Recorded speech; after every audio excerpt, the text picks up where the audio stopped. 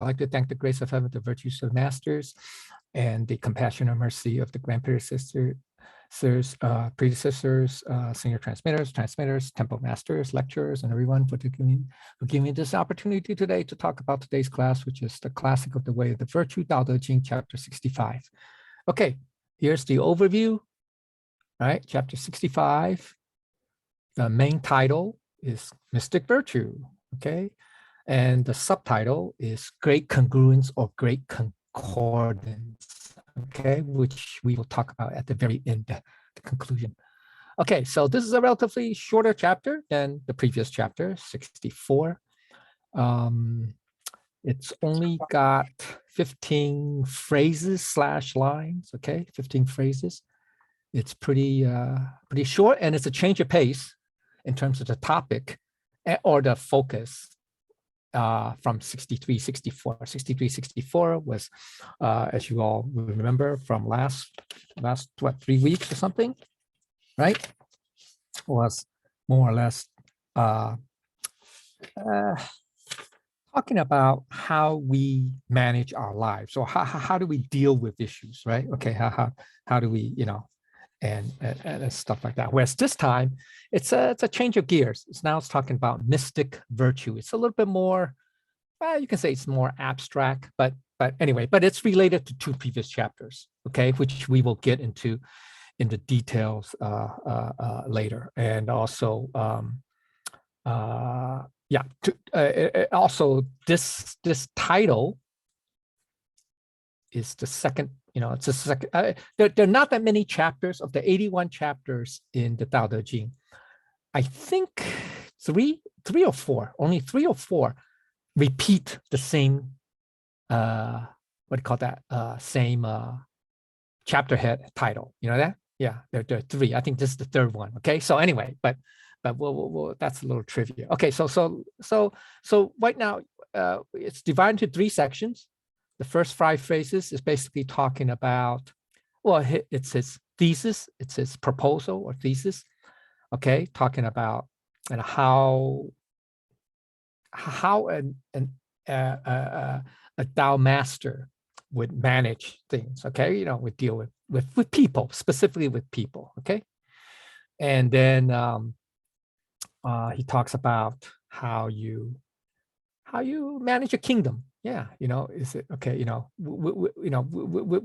With what he proposed here, the 2 ways, okay, the 2 ways, okay, the 2 methods, okay, and then we have the conclusion and synthesis, okay, all right. So that's nice and short. So hopefully we'll be done in about, I don't know, 70 minutes or so. Okay, all right. So let's go to the outline. Okay, all right. So the first sentence or the first line, the 3 is those of ancient times who were adept at the Tao use it not to make people brighter, but to keep them simple. All right. Okay.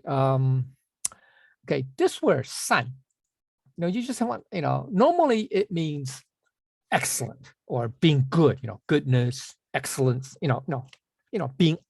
In this case, it doesn't mean that. Okay. It just means to be good at something, to be adept at something. Okay.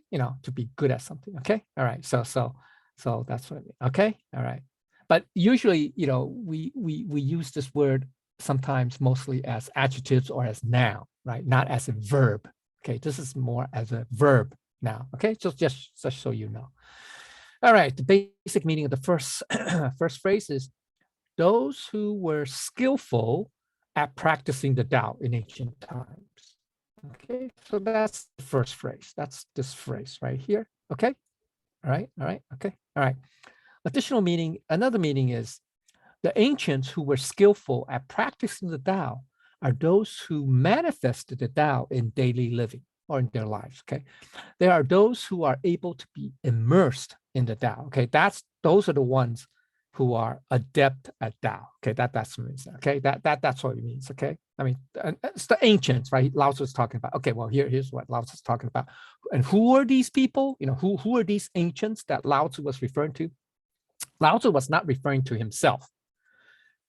To him, the ancients were the Tao, masters, cultivators, sages who practiced the Tao, who cultivated Tao, who manifested Tao in their daily lives, thousands of years before him, so Lao Tzu was what, 2,500 years ago, roughly. So Lao Tzu was talking about those ancients who appeared, at least 1,000 or 2,000 years before him. Okay, so it's these people, it's the sage kings who lived thousands of years before Lao Tzu, such as Fuxi, Yan or Shenlong, Shen Yuan, or the Yellow Empire, etc. So these are the 3 sovereigns, and then the 5 emperors or something. That's according to the Tao lineage, right? The lineage of of heavenly mandate, right? That's a separate class that you could introduce to these sages. Okay, further understanding this. So this means that the Tao Lao Tzu did not create, quote unquote, the Tao, himself. Lao Tzu was just, Lao Tzu is not the originator. He's not the originator, just a creative founder. You can say founder of the Tao. Okay, the Tao Te Ching that Lao Tzu wrote is essentially a summary of this Tao, of this ancient Tao by Lao Tzu. Okay, so that's what we have to bear in mind. The Tao Te Ching is basically a summary. Yeah, it's an 81 chapter summary, right? 81 chapters summary. But it's still a summary. Okay, it's not detailed. It's not very detailed. Okay, it's not. I mean, there's some aspects that are a little bit detailed, but even then, it's not. Going to the the nitty gritty. The minutia. The detail, like some of Confucius. Analects and stuff like that. If you want to go to the details of that, read up on Confucius. He delves into a lot of details. Okay. Anyway, all right. So that's the first phrase. Let's go to the second phrase. Second phrase is use it not to make people brighter. Okay, these 4 phrases. Okay, use it not to make people brighter. Okay, so there's a meaning for this brighter. So this brighter. Okay, usually, it can be used as an adjective or a noun, or even verb. Okay, so adjective, it just means bright, brilliant, light, clear. Okay, so that means make people brighter, smarter. You can say smarter. Okay, smarter. All right. Now there's a specific meaning of brighter too. Okay. Now in this case, it's a negative. Generally, it's a positive thing. When you say 明, 明白, you understand. Yeah, 明, it means bright, clear, bright, distinct, all that. Generally, it's positive. Okay, it's a yang, it's a yang adjective or attribute, if you will. Okay, but in this case, it's negative. It represents cleverness. You're so smart that you're too clever for your own good. Okay, you become very crafty, very cunning, shrewd. So it represents the knowledge or the negative intelligence that is used for personal gains. Okay, so yeah, you're bright, you're smart. Yeah, you're intelligent, you're very knowledgeable. Yeah, that tends to be positive. But if you use it for personal gain, to exploit others, or whatever, to do, whatever, to harm others, that's negative. Then that's negative, obviously, right? Okay, so in this case, it's negative. All right, okay, okay. So the basic meaning is this: the ancients, the Tao masters or Tao sage kings, if you will, did not use the Tao to teach knowledge to people in order to be calculating, clever, crafty, sly, or shrewd. Okay, so that's what it means. Okay, that the ancients did not use the Tao to teach people knowledge for the people, so that the people can be calculating, crafty, clever, sly, whatever, cunning, etc. Okay, so that's what it means. So that's what Lao Tzu is saying. Okay, so another meaning is the ancient sage kings, despite being skillful cultivators of Tao, did not use the Tao to teach people clever, crafty, and shrewd tricks for their personal gain or selfish purposes. Why is that? Because the ancient sage kings realized that harm could result by becoming calculating, clever, crafty, shrewd. Okay, so so even in the Western religious tradition, i.e., let's say Christianity, you go back to Genesis, right? The Garden of Eden, right? So, when Adam and Eve, were in paradise, the Garden of Eden, they were innocent. We can say naive, innocent. They lack knowledge, right? They lack knowledge. Okay. But then when, Eve took a bite out of the apple, I mean, this is all metaphorical, of course, right? It's not, it's not meant to be, exactly an apple or whatever, tree, whatever, tree of knowledge, right? Or whatever. And then that's when we gain knowledge, right? That's when humankind started gaining knowledge. And then that's when humans become corrupted.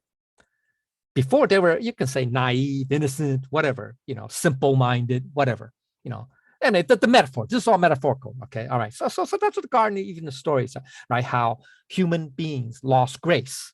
They lost their, you can say they lost their innocence. The innocence meaning the innocence of their Buddha nature, the purity of their Buddha nature, okay? The Buddha nature. Because once they gain knowledge, they can use it, what? For good, yes, obviously for good, but also for bad, okay? So that's what happened. And then, so you enter into this dualistic state. Originally, it was a non-dualistic state, right? Just pure, we say pure innocence, simple, simplicity and naivete, not, naiveness, et cetera, simple-mindedness, whatever, okay? All right, actually, that's a metaphor for being non-dualistic, okay? In other words, that they are still following their Buddha nature, their conscience, their Buddha nature.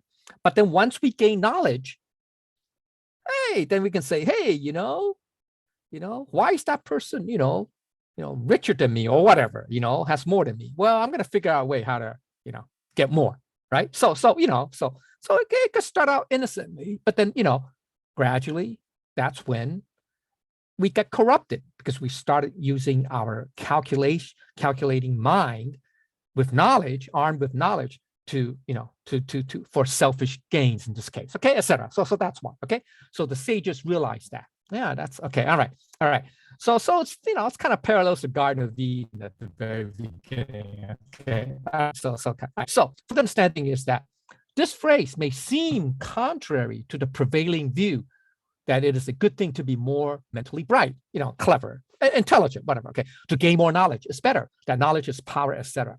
But the ancients who are skillful cultivators of that would say otherwise, because intelligence gained through knowledge can also lead to negativity or, be corrupted, whatever. Okay. All right. You can do harm, etc. Okay. All right. So the last phrase, which is the difficult, chapter 6. The last two phrases are, but to keep them simple. Okay. But to keep them simple. All right. So now, okay, here, this word is yu, okay? Literally, it means foolish, stupid, okay? Dumb, all right? Ignoramus, simpleton, okay? That's literally it means, okay? It means that in modern usage, okay? But in this context, Lao Tzu is not saying that, keep the people stupid, okay? But rather he's saying keep the people simple, plain, direct, and honest. Does not mean make people less intelligent. Now, this is the opposite of the specific meaning of clever, okay? All right, the opposite of specific, okay? All right, so the specific meaning of simple in this case, which is, this is a contrarian thing, is that, in modern usage, especially in Chinese, it's negative. I mean, you use is if you want to call somebody stupid, you call them this, okay? All right, so that's what it means, okay? But in this case, contrarily, it's the positive. It's a positive case. It's not negative. It's positive. Now, Lao Tzu is using this, okay, as a positive context, meaning that you want to guide people towards honesty, simplicity, and directness, to guide people to have no duplicity, shrewdness, and trickery. Okay, so in this case, it's kind of contrast, right? It's, even though on the surface level, modern day usage, it's negative. It's bad. It's negative. It's not a good thing to be called that. Okay, whereas in modern usage, it's a good thing to be called this, me, or to be described as this. But notice how Lao Tzu flips it around, right? Okay, so that's very interesting. All right, okay, anyway. All right, so the basic meaning is this. ancient, the third phrase, but to keep people simple, okay? The ancient Tao cultivators, sage kings, demonstrated through their actions, okay? Setting as examples for the people that it's better to not have all these hidden agendas, duplicity, cunning, shrewdness, trickery, etc., okay? So that's what he meant by simple, being simple, okay? So another meaning is that the ancient meaning the ancient sage kings, practiced the Tao to show the people not to use their cleverness or knowledge to harm other people, exploit others, etc., harm, etc., okay? Additional meaning is, in general, people who do not understand the Tao can easily mistake simplicity with simple-mindedness, foolishness, because they do not realize simplicity does not necessarily exclude intelligence, knowledge, or wisdom. Okay, so this,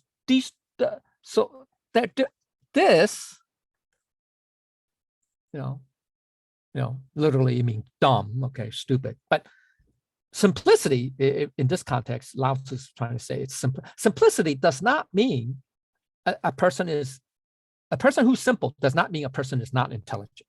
Okay, so we got to be, we got to, remember that. Okay, don't automatically. In other words, intelligence or knowledge and simplicity are not mutually exclusive. Okay, all right. So that's important. All right.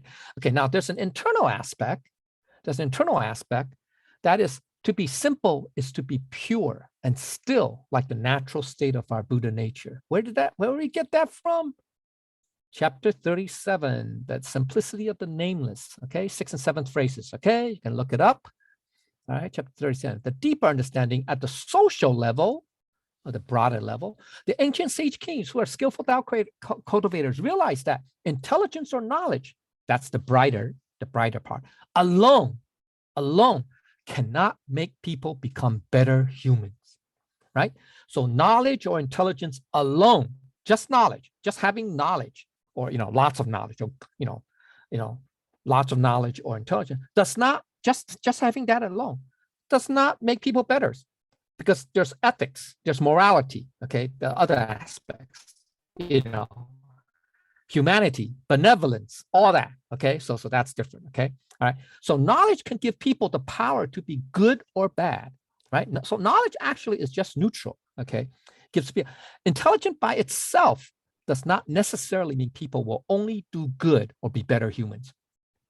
Think about that, right? I mean, so if intelligence is good, let's say intelligence make people good. Let's just think of that proposition, okay? The contrary proposition to this. If that's the case, then I can say that, we should find in society or throughout history, all the people who are extremely well learned. So like today, it would be the PhDs, post-PhDs, double, triple, quadruple PhDs, all these people, highly intelligent, right? Extremely intelligent. None of them would commit a crime. None of them could commit a crime because they're highly intelligent, right? They're the most intelligent of the human species. So none of them, so they must be good. That's not the case. You could go to the jails, penitentiaries, prisons of today throughout all the countries. You're going to find a lot of very intelligent people who are murderers, okay, who are criminals, okay, all right. So that's proof, okay, that intelligence does not equal or make you good, okay, all right. I mean, I think that's obvious. I mean, that should be obvious, but anyway, okay. So being brighter, clever can be a double-edged sword, okay, all right, okay. So hopefully it's obvious, okay. Anyway, so now at the personal level, the ancient Tao cultivators do not rely on their intelligence. That's the clever thoughts, okay? Clever thoughts, okay?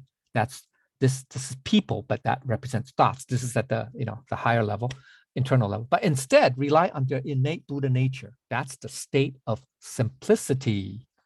Okay, so the simplicity of the nameless. This is the key to understanding this chapter, as we will see in the last section. Okay, all right. So the implication is this: the ancients realized that intelligence or knowledge alone can result in people becoming clever, crafty, cunning, and shrewd, which can cause great harm.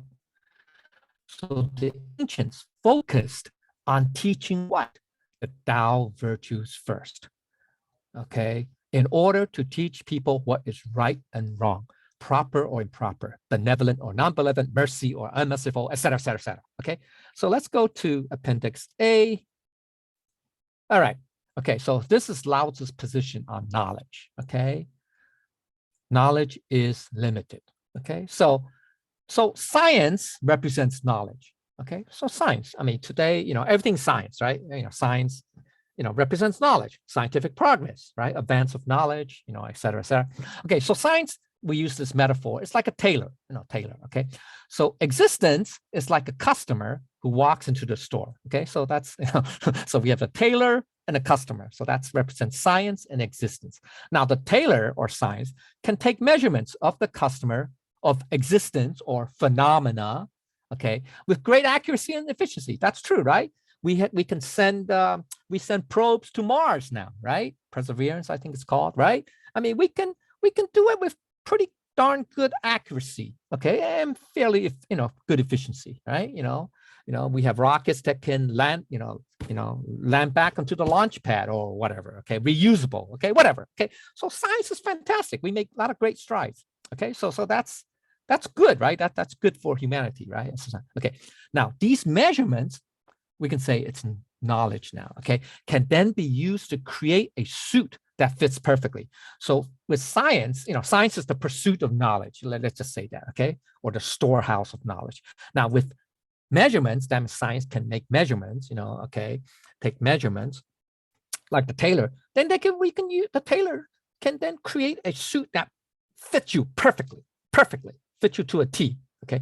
Now, suppose then we ask the tailor that, hey, we're not interested in the suit as much, but we're interested in the customer, that person, their existence, okay, life, and we want to know more about it, okay, about this customer, this existence. So we ask the tailor, but what can the tailor provide us? What can science tell us? What can scientific knowledge tell us? All the tailor can provide us are the measurements. Just lots of data, just lots of data. Oh, whatever. Okay, whatever.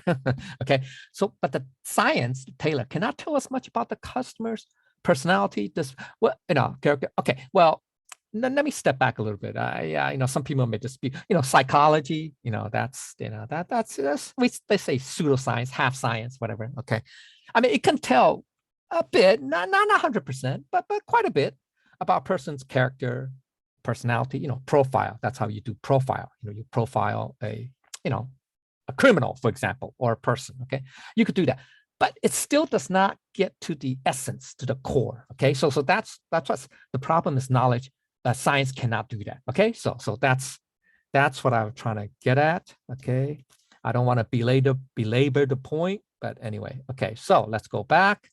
All right, so key point at the personal level. Okay, where am I? Okay, here. Personal level, being brighter, which is, higher intelligence or more knowledge, must be combined or complemented with or be subordinate to Tao virtues. That is our true nature or Buddha nature, such as morality, ethics, etc. Okay, we have to bear that in mind, especially as Tao cultivators. So why is that? In order to prevent your thoughts, now this is at the personal level now, okay? I'm not talking about society, personal, just individual. You can get a lot of knowledge, you can be very smart, but it has to be complemented or subordinate to our Tao virtues, okay?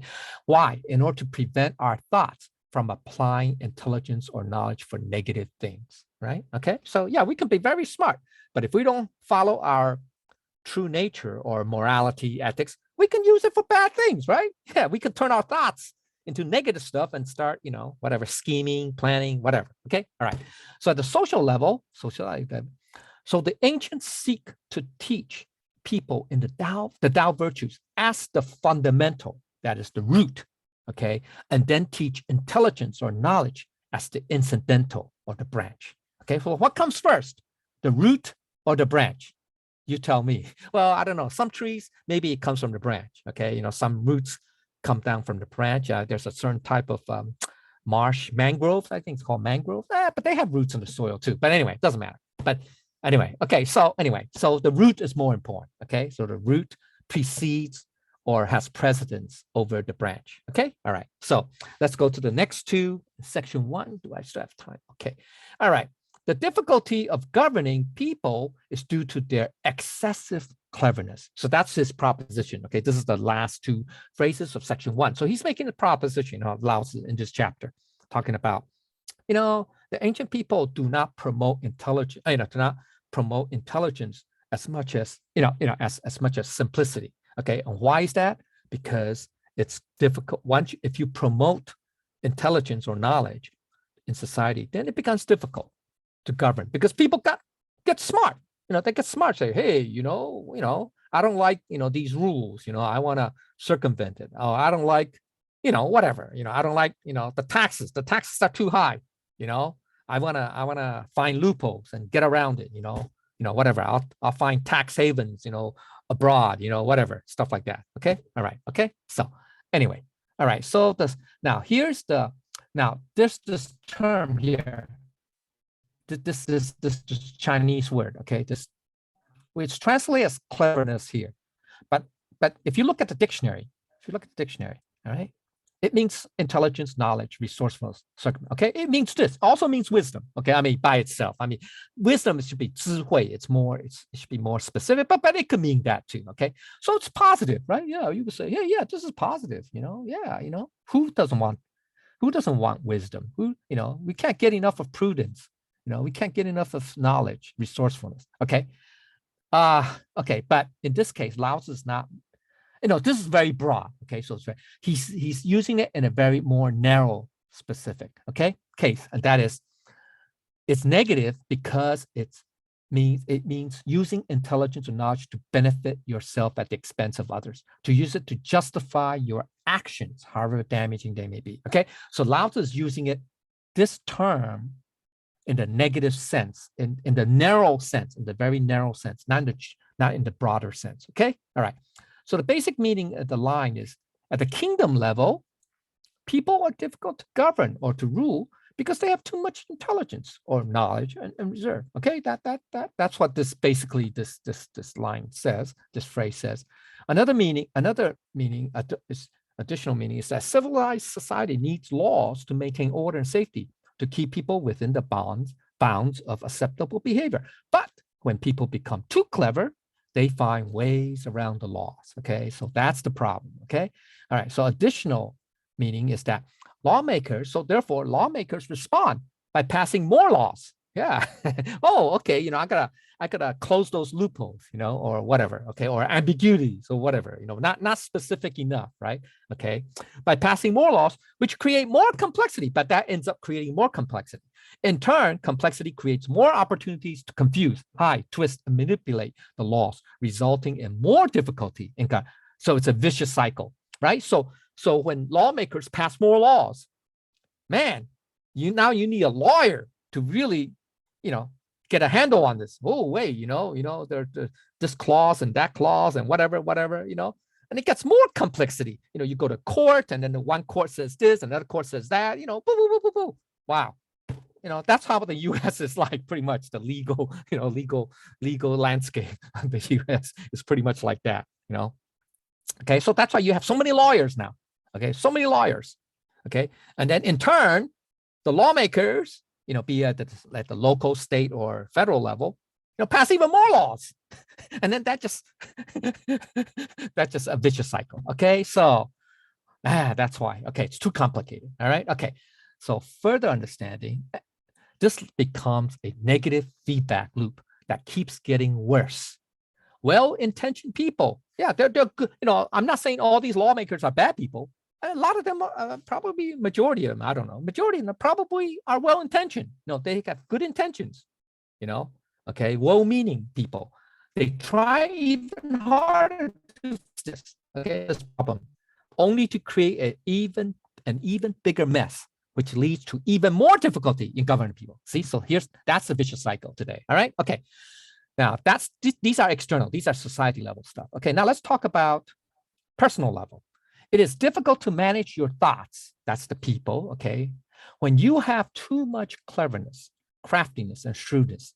And why is that? Because you overthink what you should do, how you should feel. instead of just following the Tao diligently. Or you could be ignorant of Tao. Okay, that's true. Okay. So excessive cleverness also leads to constantly seeking shortcuts, advantages, or quick results, instead of just following the straight path of Tao, staying on the slow and steady path of cultivation. All right. So usually, okay, you have people of different levels, right? But the more damning fact, the more negative side is for people who tend to be more intelligent, because they always want to seek shortcuts. Oh, what's a shortcut? Oh man, I have to read the Tao Te Ching. I don't know Chinese, man. I gotta find a short way. I mean, then let me go online and find an easy translation. There are dozens of translations, literally hundreds of different translations. I'll find the one that's very simple, very easy, and that's good enough. Yeah, that's a good shortcut. Yeah, I mean, the problem is, does that person who translated did it correctly, or do they understand the Tao Te Ching really thoroughly? Okay, maybe not, maybe yes, maybe not. Okay, more likely not. Okay, but anyway, all right. So there's a path. Sorry. There's a parable. it's I think at one time I think it was in Taiwan, it was fairly popular. A parable means it's a story. It's not necessarily a true story. Okay, it's more apocryphal. Apocryphal means it's intended to have a teaching point. Okay, intended to have a lesson. Okay, so this is the parable of a fox about chickens imagining their egos. It's like childlike story. It's a parable. Okay, all right. So once upon a time, a fox climbed up to the top of the cliff, top of the mountain, at the edge of the cliff. He posted a sign. The fox knows how to write. Okay, well, he posted a sign that said the following. Let's see, I have my notes here. Okay, that's the following. He said that he posted a sign that said the following. Okay, he said, if you are not courageous enough to take a leap of faith, how will you ever know you're not an eagle? An eagle that soars and flies, majestically, above everything. Okay. All right. So he posted that sign that the fox posted a sign, the sign. So from that day on, so he was saying, hey, you never find out if you are like an eagle. You can fly like an eagle if you don't jump off the cliff, right? So from that day on, this fox had a never-ending supply of chicken stew, because a lot of chickens read the sign and say, yeah, I can fly, so why not? I jump off the cliff, and found out, well, they really can't fly like an eagle, and they fell to their deaths. So the fox, clever fox, right? Fox is clever, right? That's a metaphor for cleverness, clever, cunning, clever. He's waiting at the bottom of the cliff, collecting his supply of chickens and having an endless supply of stew. Okay, so that's the story. Now, the thing is this, that's the parable. Okay, the teaching point is this, is that especially in today's social landscape or social media landscape, sorry. Okay, you have a ton, Facebook, YouTube, God knows what. Okay, there are too many. Okay, too many. Okay, you have a plethora of the social media outlets, okay, platforms, where you're gonna come across some of the most outrageous. Anyway, just a spectrum, a full spectrum, from the one extreme end to the other extreme end. Okay, of ideas, pronouncements, whatever. Okay, viewpoints, whatever. Okay, and a lot of them, there are what they call, I don't want to say scams, because they people promote very like miraculous solutions. Hey, you want to find peace and wealth in your life? Yeah, follow me. Subscribe. Sign up. Pay. I don't know. Membership fee, and then I'll teach you, or I'll show you, how to get rich, or how to whatever, all that stuff, how to reduce weight, how to get slim, how to be healthy, how to whatever, whatever, you just fill in the blank. Okay, so we got to be careful, all right, especially the younger people, people who maybe, not as exposed to life experience, you have to be mindful that, hey, get rich, okay, rich, that's get quick, get rich quick schemes. I mean, that's one example. Or, whatever, you fill in the blank, okay? Get smarter quick, whatever, okay, whatever. We have to be careful because, the people who put out these things, they understand human nature. They know human nature. They understand, hey, there are a lot of people out there who are smart, but they're always looking for a quick shortcut. Hey, yeah, there's a need. There's a demand or need for that. Hey, I'm going to fulfill it by putting out these, these schemes, whatever. Okay. So anyway, so just be careful. All right. So you don't want to be like the chicken, okay, thinking that you can fly like an eagle. Rather than taking shortcuts or the easy way out, okay, or advantages, okay, short-term advantages, we should just follow the Tao. Study up on the Tao, okay, slow and steady, just like the turtle, okay. You have to keep it slow and steady, okay. All right, so that's the, okay, oh, sorry. All right, so at the higher level, the personal level, okay, whenever you have excessive, calculating, clever, and cunning thoughts, that is contrary to the innate and natural state of purity and stillness of our true nature, Buddha nature. So your thoughts and life will be difficult to manage because you're not allowing your Buddha nature to manifest its divine wisdom, okay, aka Mahaprajna, okay? So this is similar to actually the very first noble truth from Buddha's teaching. What's proper thoughts? We have to understand what proper thoughts mean. Okay, all right. So all right. So at the kingdom level, the more clever the people are, the more intelligent people are, the more difficult it is to govern. At the personal level, okay, the more cleverness or intelligence you have, the more difficult it is to manage your thoughts. Okay, with excessive cleverness, you may have plenty of petty smarts, but not true wisdom. Now, for some negative effects of knowledge, let's look at Appendix B. I'm going to run out of time here. Hold on. Oops. Okay, Appendix B. What's the Tao position or Lao Tzu's position on knowledge? Okay, what he's saying is knowledge can have negative effects or very negative effects. Okay, one, you can be disconnected from even the most basic aspects of everyday reality, such as the absent-minded professor. I mean, yeah, I've met quite a few in these higher institutions of learning. Okay, you have professors who are brilliant. I mean, they could be like Nobel Prize laureates or whatever. Brilliant, super brilliant in their respective field. But man, I think they, if they try to function in real society, they're going to be lost. They're lost. It's sad. Okay, but it's true. Okay, there are those people. Okay, all right. Okay, so they can survive, or they can do extremely well. They can thrive in academia, in academic surroundings, but in the real world, well, they're not going to survive. Okay, but that's okay. So you're disconnected. Okay, from reality. Okay, or okay, all right. So you can also delude yourself into believing you know more than you actually do. Simple because you have read some books on a particular subject. Okay, yeah, I read up on a couple books. Now it makes me an expert. Okay, well, maybe not. That's not true because knowledge has its own limitation. I mean, knowledge it's never, how can I say, never complete. It's never 100%. Okay, so anyway, all right. Now, also another downside is that once you learn something or you think you know a lot about something, you become arrogant in seeing yourself as possessing superior knowledge. Oops, typo here. Of more knowledge than others. Okay. You become arrogant in seeing yourself as possessing superior knowledge of more knowledge. No, superior, as possessing superior knowledge. As possessing superior knowledge. Then I don't know. This is an awkward sentence anyway. Okay, I gotta correct that. All right. Okay, as possessing superior knowledge of more than others. Well, I have than others.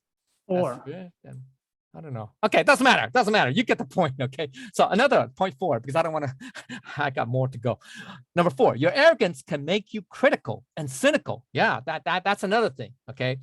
or cause you to interfere with other people. That's another thing. Okay, so it's connected to, actually it's connected to all this. It's all connected to the first 2 and 3. Okay, anyway, so once you start gaining knowledge, you think you know it, you know more than others, right?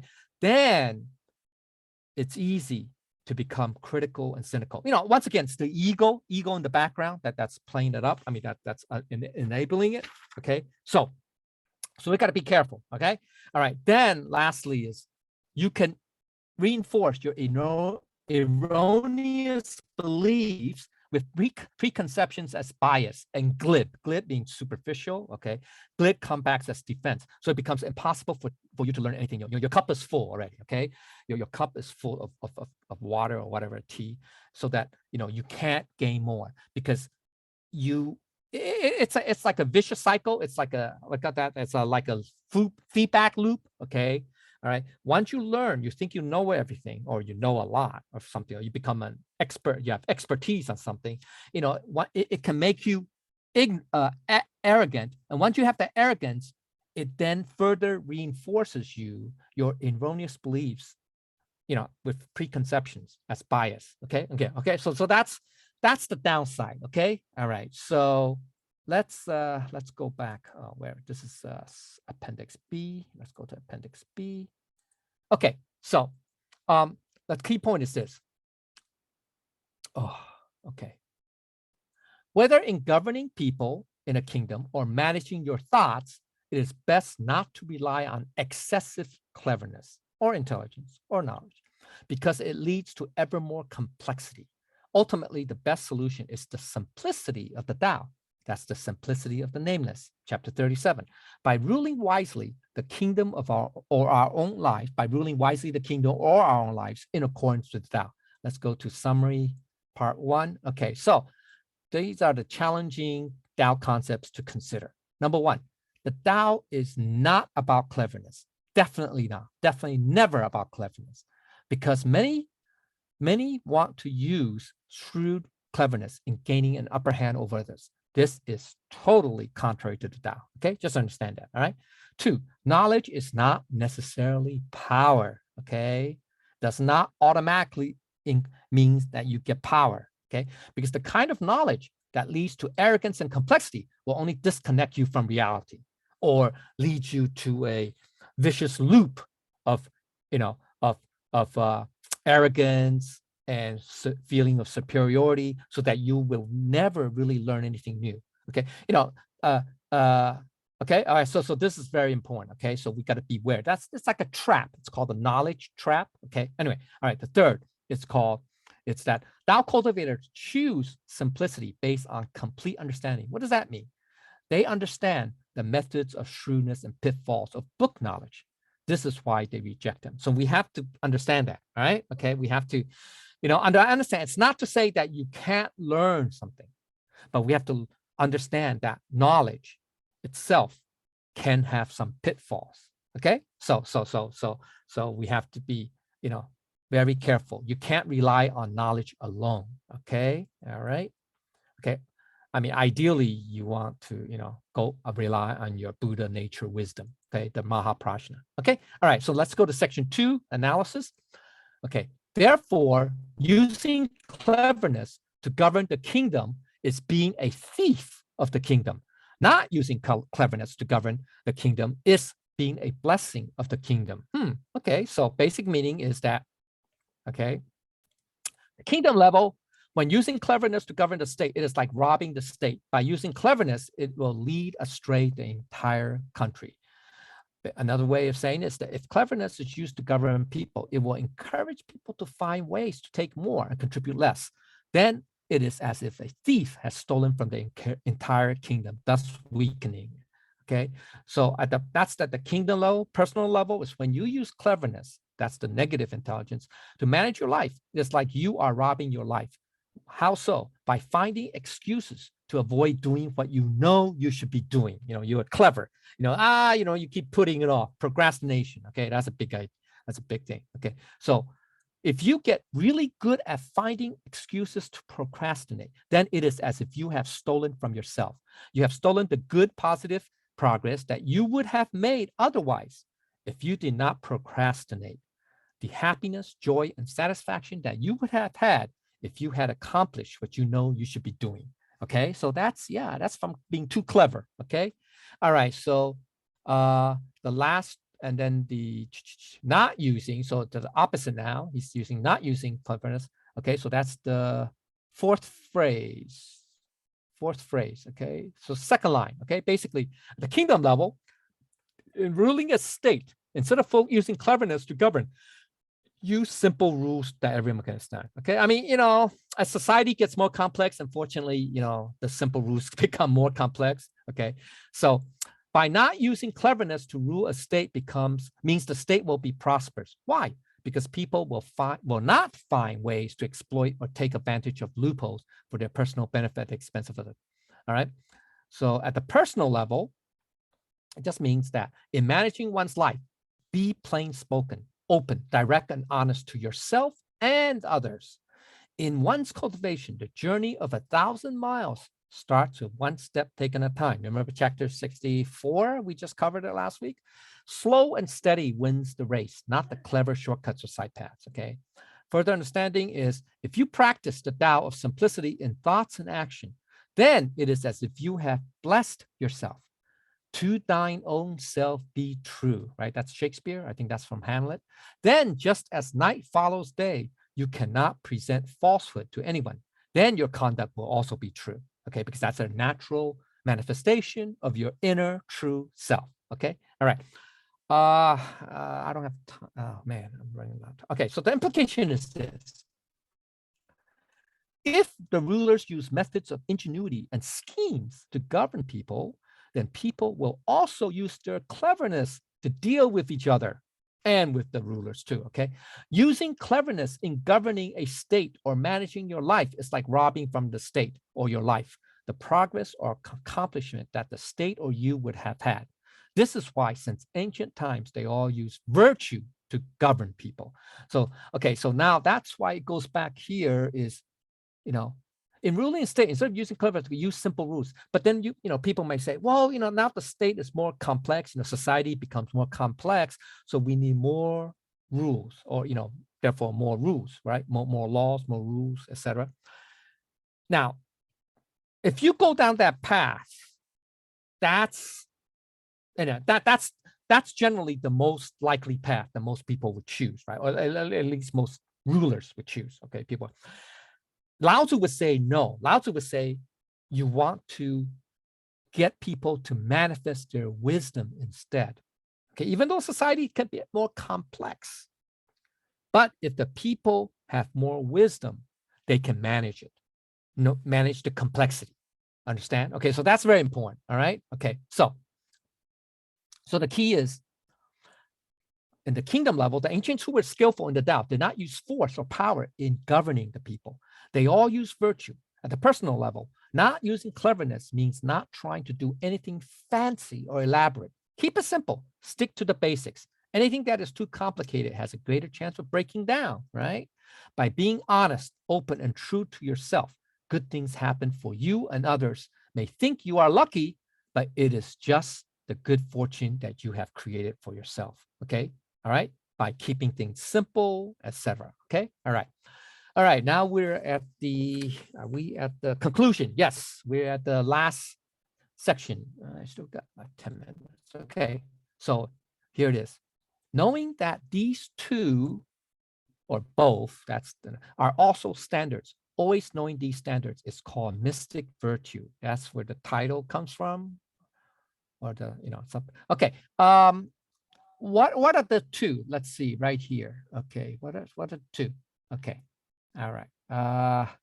Well, let's see. I'm just gonna do this section first. These two are the standards. What are the two? What are the two? I should have. What are the two? One is what?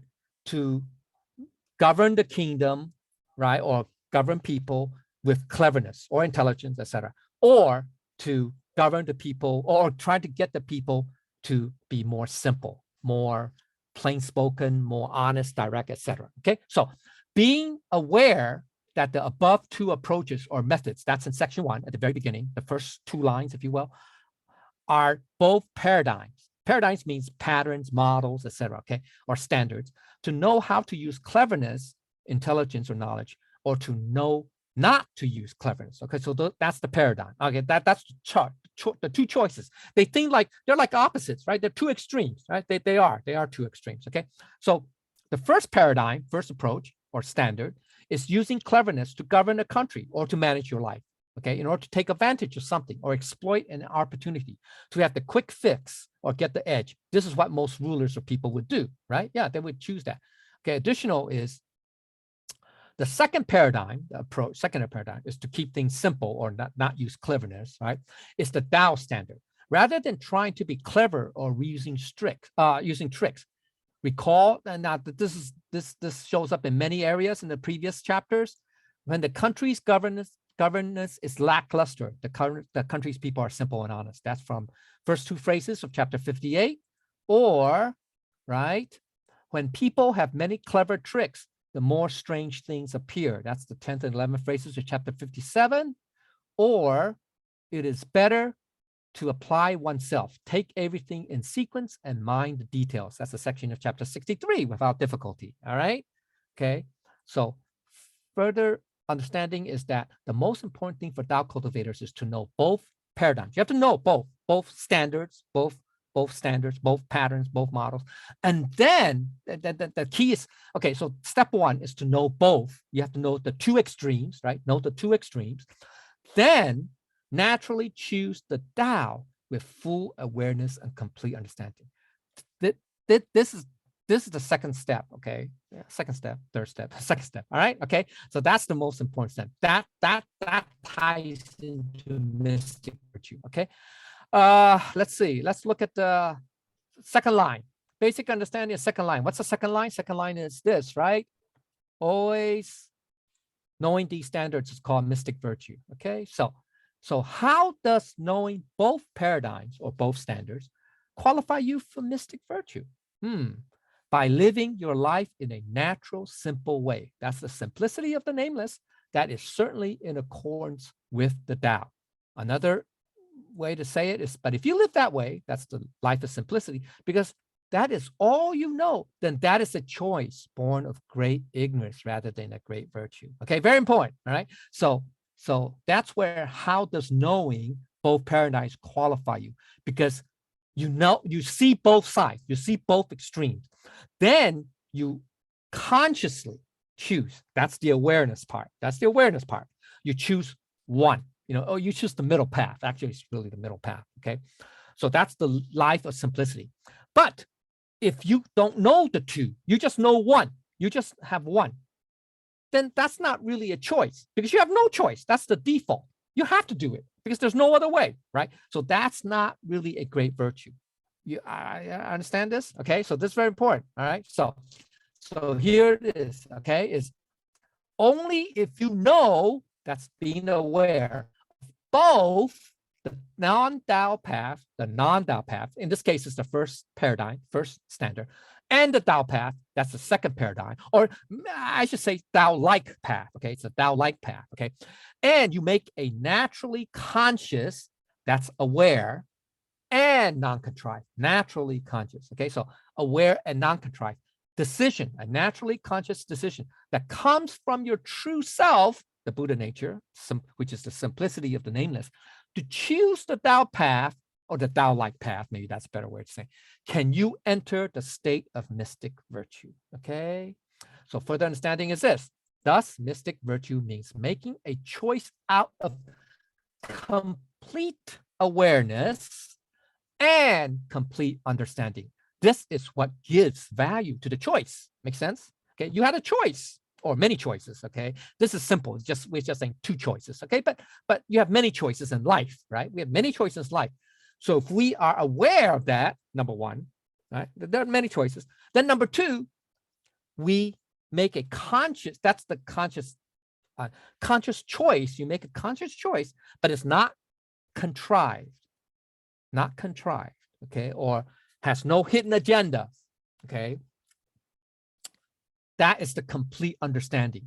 That is what gives value to the choice, okay? So deeper understanding, they're in, hopefully, okay? So it is easy to make one choice, when it is the only option you have. That is the default choice. There's no other option. So that's easy, right? Because there's no other choice. Now, it is more difficult to make a choice when there are many options, right? Like in life, where some options are very attractive and tempting, and yet you consciously, that means having awareness, and naturally choose, that's the non-contrived part, the Tao path. That's not the clever paths, shortcuts, or side paths, but the way that benefits everyone and not harm anyone. That is to have mystic virtue, because one, it is not the easier choice, and two, it is the natural choice that comes from the true nature, Buddha nature, the simplicity. Okay? All right, so the implication is this. All right, oops, okay, okay, here. Using cleverness and not using cleverness are paradigms or standards. One can use either. Both the good and the bad ways can be used by knowing, I shouldn't say good and bad, I should say positive, negative, or, either choice, okay? I'm trying to show that there's, there are two extremes, okay? By knowing both paradigms and naturally choosing the Tao path as a result of one's awareness of one's true self or Buddha nature, by rejecting the non-Tao paths or the, side path, shortcuts, etc., easy way out, is something valuable. So that is to enter the state of mystic virtue. This is the third appearance of this term in this classic. So for comparison, let's look at Appendix C. Remember I mentioned at the beginning. Oops. Okay. Appendix C, mystic virtue. Okay. So this term appeared twice previously. Chapter 10, mystic virtue. That's the title, okay, of the 10. So it appeared as the last two words of the last phrase too, okay? Now the term mystic virtue is used to describe the marvelous qualities of the Tao. That's this, okay? That the Tao, at the very broad, generic, universal level, okay? It does all this. It does all this, okay? So that's why it's called mystic virtue. Where to embrace the one is the marvelous, limitless, heavenly mystic virtue, okay? So that's chapter 10. Now, chapter 51, respect and value, that's the name of the chapter. Okay, it's not mystic virtue, but it also appears as the last two words, okay, okay, so if you want to take a look, let's look at chapter 51. Can you guys see this? Yeah? Yes. Okay, good. So here it is, okay? Phrase 18, okay? And here, these last four phrases are identical to chapter 51. Chapter 10, sorry, okay? Chapter 10, all right? Chapter 10 right here, okay? All right, okay? All right, all right. So the now in chapter 51, the mystic virtue is on a personal level now. It's about realizing and manifesting this mystic virtue within ourselves, okay? It's the Tao. Mystic virtue, you can say it's a manifestation or the function of the Tao. So we have to manifest it, realize it and manifest it in ourselves. Now, where this virtue is the mystery of mysteries, okay? So, sorry. Where this virtue is the door to all wonders, where this is the ultimate virtue of the Tao. That's called the mystic virtue. So this is more on a personal level, okay? So that's what's the respect of Tao and value of virtue is, okay? So now let's go back. What's this? Appendix C, right? Is it Appendix C? No. Yeah, it is, right? Yes, okay.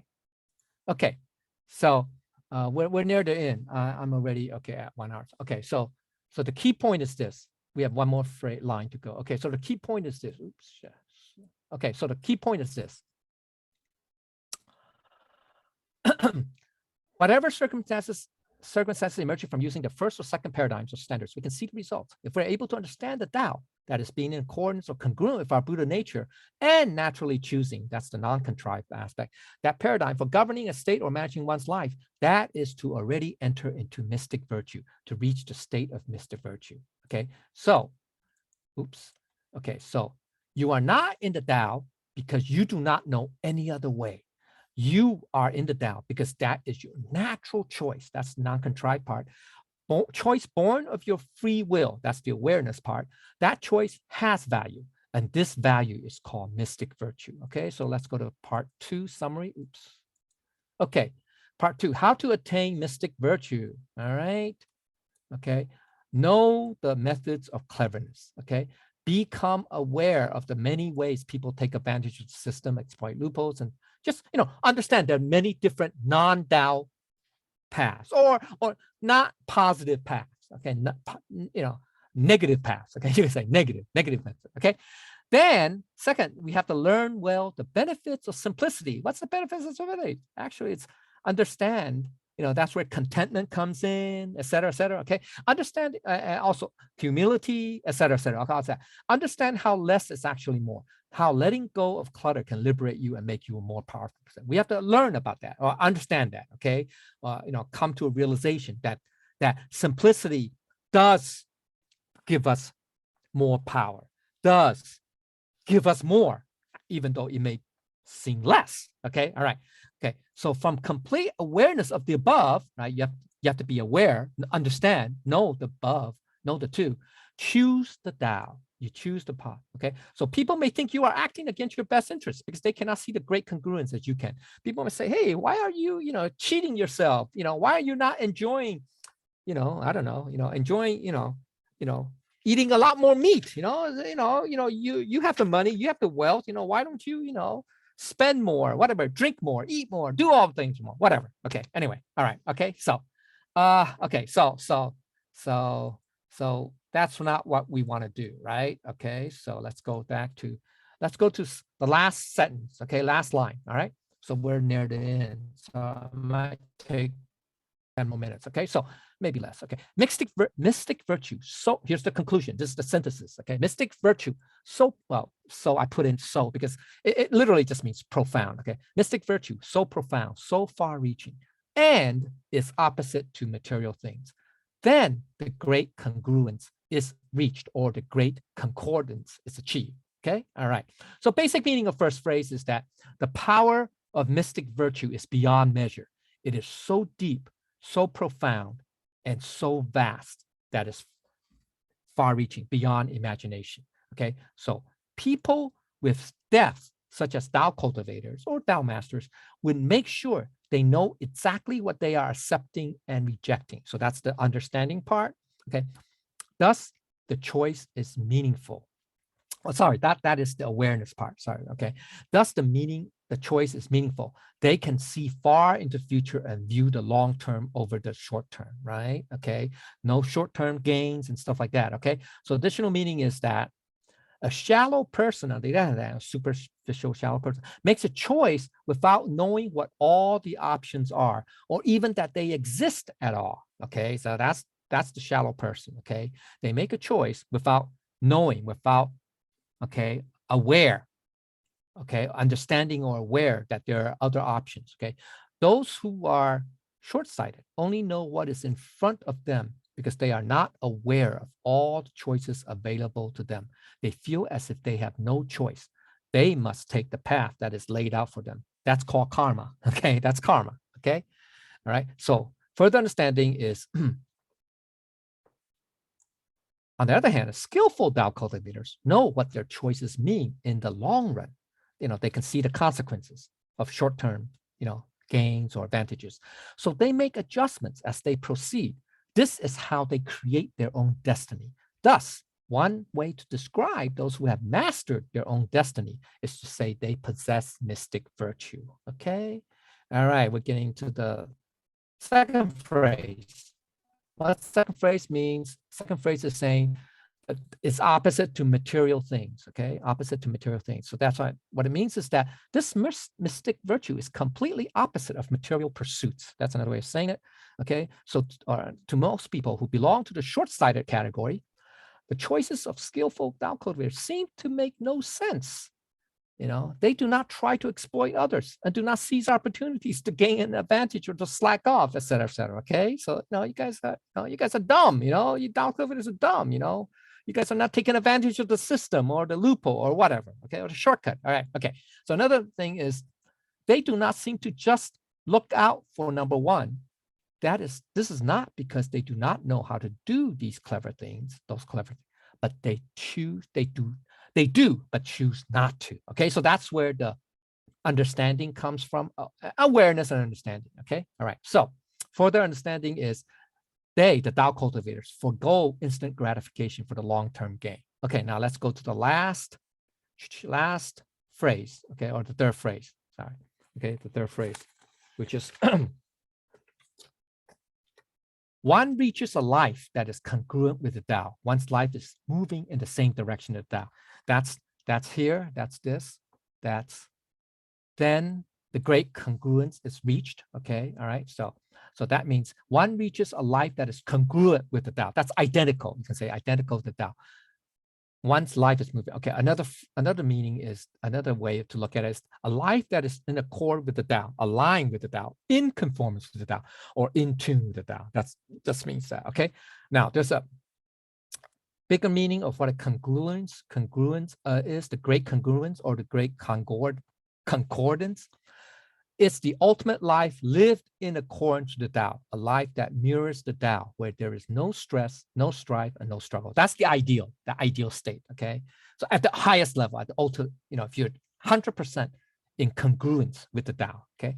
So further understanding, by having mystic virtue, which is the opposite of material pursuits, everything is easy, graceful, joyous, and smooth, okay? All right, so deep understanding is this, okay. When Tao cultivators make a choice that conforms to the Tao, then that choice is natural and thus has more value because it is non-contrived, okay? No hidden agenda, right?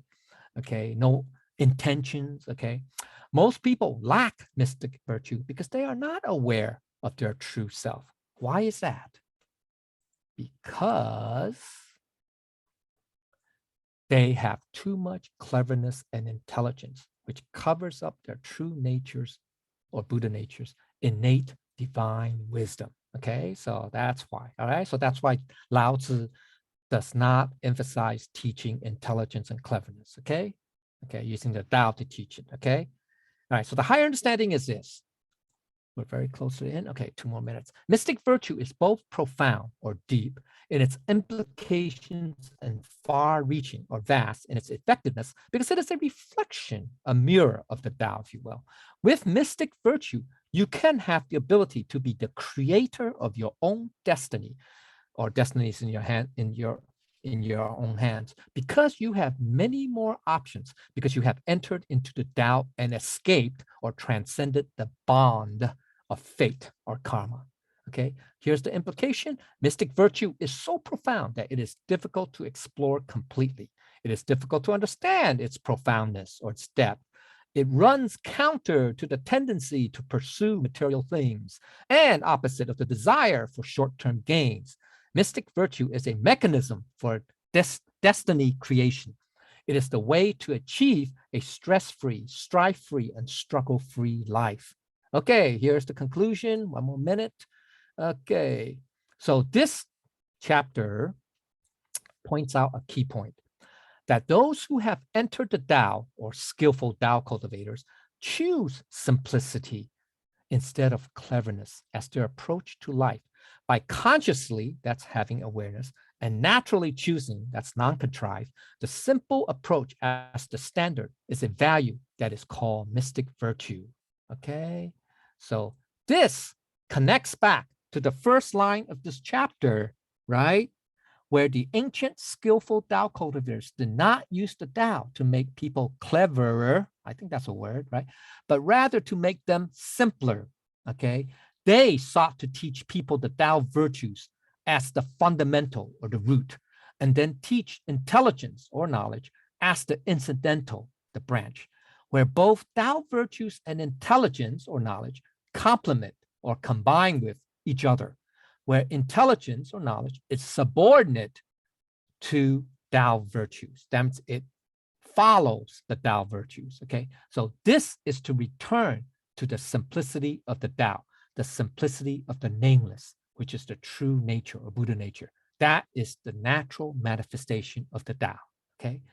When you, as the ruler of your own life, or the ruler of your kingdom, okay? If you run your life or manage your life with clever and contrived, crafty thoughts, that's the people, clever people, you will make your life more complex and difficult to manage, where a complicated life filled with stress, strife, and tension is one where joy has been taken away by who else? By who? None other than yourself, just like you are the thief who robbed your own life of happiness. Where by being aware, by being aware of or always knowing both standards, cunning or shrewd versus straightforward plainness or honesty, you choose to manage your life with simplicity. This is a choice born of free will. That's awareness, full awareness. That is non-contrived. This is a choice of great value. This value is called mystic virtue, where mystic virtue is naturally manifested from the simplicity of the Tao, from our Buddha nature essence, where its power is beyond measure, where it is both profound and far-reaching, where it is the mechanism for destiny-changing creation. This mystic virtue is the mysterious virtue and divine wisdom that is manifested from the Buddha nature, which is so marvelous and profound because it is a mirror or direct reflection of the Tao, where we can appreciate and apply this mystic virtue without fully understanding it. Okay, here's the conclusion. Where this mystic virtue is the mystery of mysteries, where this virtue is the door to all wonders, where this virtue is the ultimate virtue of the Tao, where this immeasurable value of virtue is called the mystic virtue. This is to achieve a stress-free, strife-free, and struggle-free life. This is to live a life of significance, a life of value. This is to live a life in accordance, in alignment, in conformance, and in tune with the Tao. This is to achieve the great congruence or the great concordance. Now, great concordance means congruence, congruence is more generic, it's more general, right? You know, you're congruent, you can say identical, yeah. You know, whereas concordance is a little bit more specific. It means, generally it means harmony. So it can, you can also translate as great harmony, okay, ultimate harmony. Everything is in harmony within yourself and within nature, within the world, okay? So, all right, so I'm sorry it took about 75 minutes, but this concludes today's class. So if I said something that's incorrect, wrong, or not fully complete, I ask for the Buddha's and Laozi's forgiveness and understanding, and for everyone to guide me on that. Okay, thank you very much, everybody.